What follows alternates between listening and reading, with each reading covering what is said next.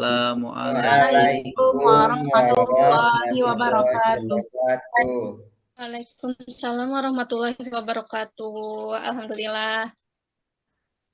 Nah, sekarang kita coba cek dulu hadir tidaknya para siswa sekalian. Biar Ibu yang hadir, Ibu absen, sebutkan nama. Dan untuk yang hadir, bisa mengacungkan tangan saja ya.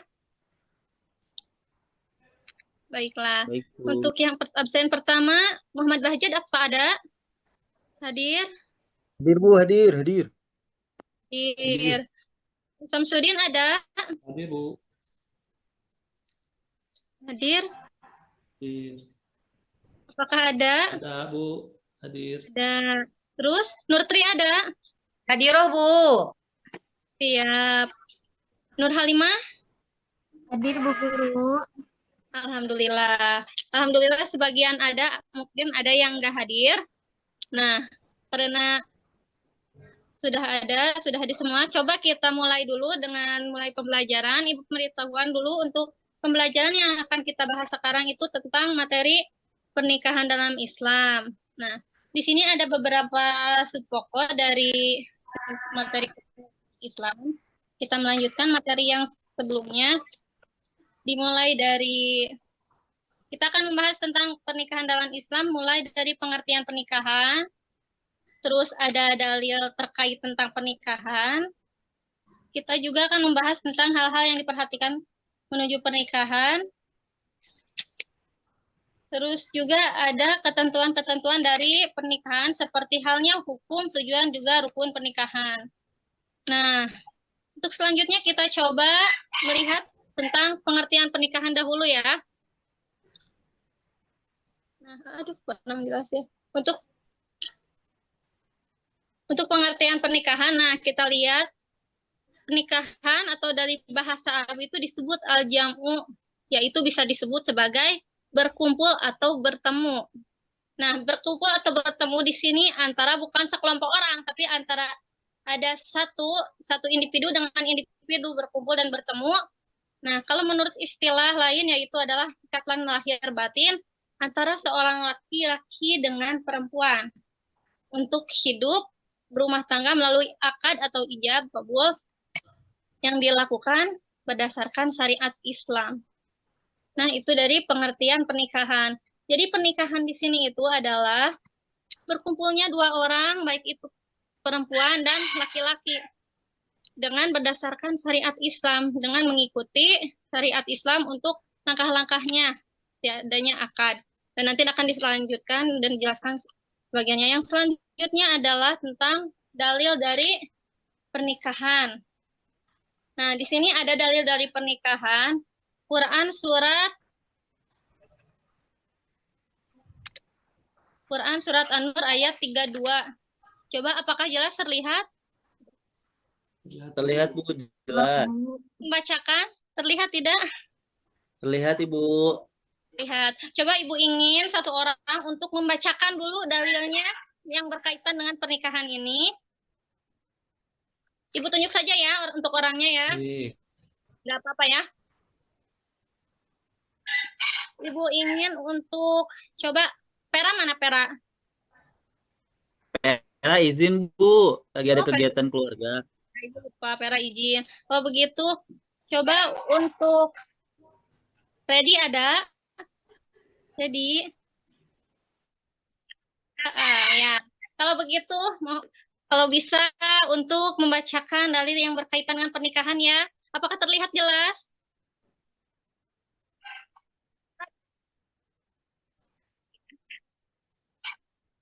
Silahkan bisa dibaca dulu dalilnya saja biar nanti pengertiannya sama yang lain. Boleh.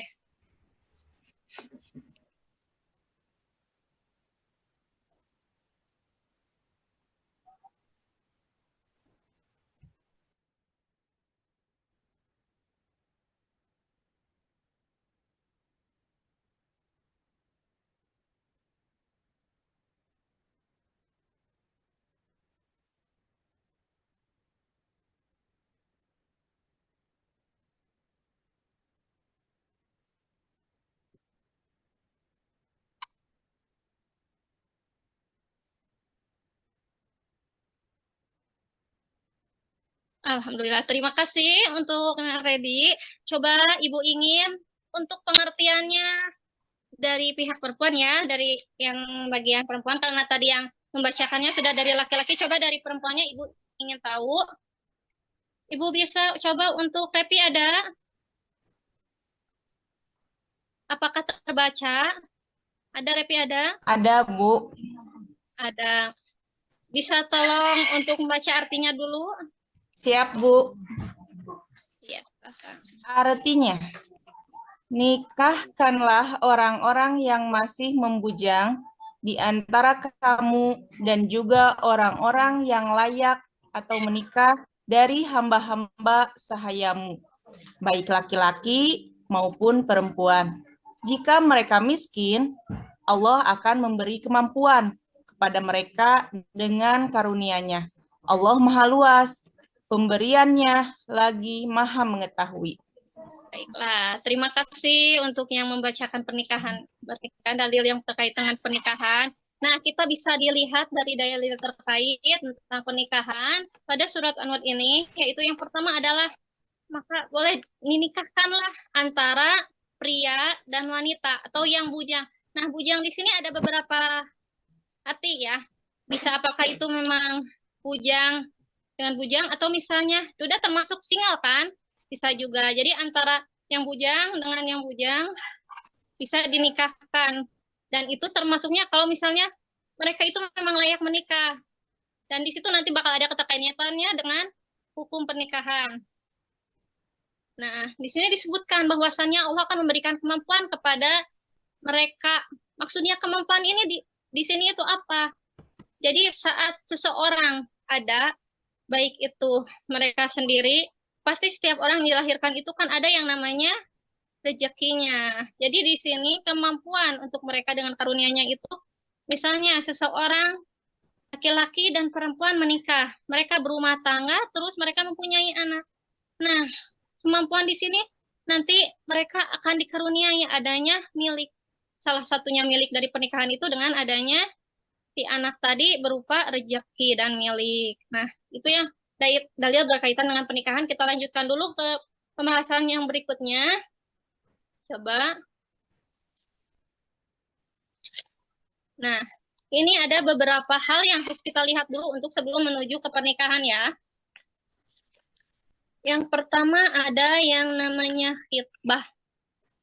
Khitbah itu bisa disebut meminang. Meminang. Adanya khitbah di sini untuk apa? Untuk kita saling mengenal antara laki-laki dengan perempuan, melihat wajahnya, memperlihatkan keluarganya bagaimana, itu yang namanya khitbah. Dan mereka sudah ada misalnya perjanjian akan mereka menikah. Nah, itu bisa disebutkan khitbah. Nah, terus di sini ada hadis terkait tentang khitbah. Bahwasanya tidak boleh meminang perempuan yang telah dipinang saudaranya hingga saudaranya menikahi si perempuan atau meninggalkannya. Jadi kalau meminang itu harus perempuan yang memang single. Kalau misalnya kita kayak dulu kayak balap. Satu orang menyukai orang yang sama dengan yang lainnya saudaranya gitu. Tidak boleh meminang yang sudah dipinang seperti itu. Nah, yang kedua ada yang namanya pranikah. Pranikah di sini adalah jenjang antara khitbah nanti sebelum kita masuk ke pernikahan. Nah, itu masa pranikah. Dan ada beberapa yang harus disiapkan untuk pranikah itu. Yang pertama adalah tidak menyiapkan pinangan pada yang sudah dipinangan laki-laki. Nah, dan untuk yang belum pernikahan itu, untuk masa pranikah dilarang berkholwat atau berduaan. Jadi sebelum adanya yang namanya dihalalkan atau disebutkan adanya akad, kita itu dilarang untuk berdua-duaan ya. Yang selanjutnya adalah kesiapan fisik dan mental. Ada yang namanya untuk kesiapan antara fisik dan mental ini bisa dikaitkan dengan misalnya dengan umur yang matang bisa, materi yang sudah matang juga bisa. Jadi kita sebelum sampai kepada pernikahan, kita harus mempersiapkan segala halnya. Baik itu fisik, badannya, Terus mental itu bagaimana pikiran kita. Pikiran kita saat akan menghadapi misalnya pernikahan itu bukan kita hanya ya ada teman. Misalnya kita berkata, kita ada teman, kita ada teman pasti tidak sendirian, tidak sepi, pasti so sweet atau romantis itu tidak seperti itu. Tapi misalnya kita mental yang harus disiapkan karena yang pertama, yang tadinya perempuan yang lajang atau laki-laki yang tajam tidak mempunyai tanggung jawab, misalnya laki-lakinya harus disiapkan. Apa yang disiapkan? Karena kedepannya kita mempunyai tanggung jawab. Tanggung jawab apa? Nah, istri yang nanti kita pinang, kita sudah nikahi, kita akad, nah itu adalah tanggung jawab kita. Makanya harus disiapkan. Yang kedua, yang selanjutnya adalah memilih pasangan. Nah, untuk memilih pasangan ini ada beberapa poin penting ya. Yang pertama adalah kita bisa seharusnya sebisanya itu adalah satu agama biar sah gitu ya. Tapi walaupun misalnya ada yang beda agama itu kembali ke pribadinya. Sebisa mungkin ya kita satu agama Islam gitu ya seharusnya. Yang keduanya adalah menghindari dari pasangan yang buruk. Buruk apanya? Kepribadian. Jadi kita untuk melihat seseorang untuk nanti mendampingi kita itu kita harus melihat dulu ini orangnya bagaimana. Karena yang namanya kita begitu melihat seseorang pasti kita berkata, wah ini orangnya bagus, gagah, cantik, wah ini orangnya kayaknya sudah matang nih, bisa nih. Nah, kita harus bisa melihat bagaimana dianya. Tapi yang selain dari itu, yang utamanya adalah tadi, bisa kita lihat itu agamanya bagaimana. Agamanya bagaimana, apakah dia rajin sholatkah? Apakah dalam sholatnya itu dia misalnya belang betongkah? Atau misalnya dia sholat saat kita bertanya atau bagaimana, nah itu bisa menjadikan pertimbangan untuk persiapan nanti ya. Baik, Bu. Yang selanjutnya, coba ada yang selanjutnya ketentuan-ketentuan pernikahan. Nah, ini ada beberapa hukum yang berkaitan dengan pernikahan ya. Ada 5 hukum. Yang pertama, nikah itu bisa diwajibkan. Kenapa nikah bisa disebutkan wajib? Karena yang pertama adalah memenuhi syarat nikah. Yang tadi, mentalnya siap, fisiknya siap. Terus, dan memiliki kekhawatiran akan terjadinya zina. Kalau misalnya seseorang mentalnya sudah siap, fisik, mental, materinya sudah siap, setidaknya lebih baik daripada menghindari yang tidak dilarang berkholwat, lebih baik kita menikah, itu diwajibkan. Nah, untuk yang kedua adalah sunnah. Kenapa sunnah? Sunnah jika memenuhi syarat, namun dia tidak dikhawatirkan. Jadi kalau misalnya yang pertama wajib itu mempunyai pasangan, dikhawatirkan untuk berkholwat, terus dia terlihat sudah matang, siap mental, fisik, dan materi, bisa untuk menikah wajib. Yang kedua, jika tidak ada khawatiran, misalnya dia memang sudah matang, sudah siap mental dan fisik, namun dia itu misalnya tidak punya pasangan, itu tidak boleh memaksakan untuk misalnya ingin menikah, wah kayaknya rame, tiba-tiba mau punya anak gitu, pantasnya tak suka gitu, terus ada so sweet, ada yang memperhatikan, nah itu tidak diharuskan gitu ya, itu untuk hukum yang sunnah. Yang selanjutnya adalah ada yang namanya wajib atau jaiz atau mubah. Mubah itu boleh ya. Jika seseorang yang memenuhi syarat tapi berhak boleh atau menikah, itu pilihannya apakah mau menikah atau tidak ya. Yang selanjutnya adalah ada yang namanya hukum makruh. Nah, makruh di sini belum mampu untuk memberikan nafkah. Nafkah itu berupa apa? Ada 3 macam. Sandang, pangan, papan yang berkaitan. Karena setiap orang pasti memerlukan yang 3 macam itu. Jadi itu makruh. Makruh jika misalnya yang 3 ini kita tidak, khususnya untuk yang laki-laki, misalnya memang kalian misalnya belum mampu, tapi kita gimana ya, emang ingin gitu, itu dimakruhkan. Atau tidak boleh, jangan dulu, kita tahan dulu. Nah, yang selanjutnya ada yang namanya haram. Yang haram ini bagaimana? Jika seseorang ingin menikah namun dia mempunyai tujuan yang jahat. Yang jahatnya itu seperti apa? Saya menikah karena dendam dengan kakaknya, itu tidak boleh. Atau misalnya mungkin saat si perempuan tidak ingat, dia memiliki niat untuk, nah nanti kalau misalnya saya sudah jaya, terus saya bisa mendekatinya lagi, dia misalnya menerima saya, terus saya akan bagaimana kita yang namanya buruk, itu tidak boleh, itu diharapkan untuk melakukan pernikahan ya. Terus, nah itu yang berkaitan dengan materi pernikahan. Coba di antara yang lainnya, nah ini ada yang terakhir adalah tujuan dari pernikahan ya. Ada beberapa tujuan dari pernikahan. Jadi seseorang atau dua orang melaksanakan pernikahan itu ada mempunyai tujuan yang harus dimiliki oleh mereka ya. Nah, tujuan yang pertama adalah untuk kasih sayang antara suami istri membuat tentram dan pikiran tenang. Jadi adanya pernikahan ini untuk adanya kasih sayang antara keduanya, tentram antara pikiran yang damai. Jadi keduanya itu tentram dan tenang, bukan adanya kita menikah tapi malah membuat pusing, itu tidak boleh. Yang keduanya adalah untuk melanjutkan keturunan yang sah dan halal. Salah satu tujuan menikah itu adalah ingin misalnya melanjutkan keturunan si A dengan si B.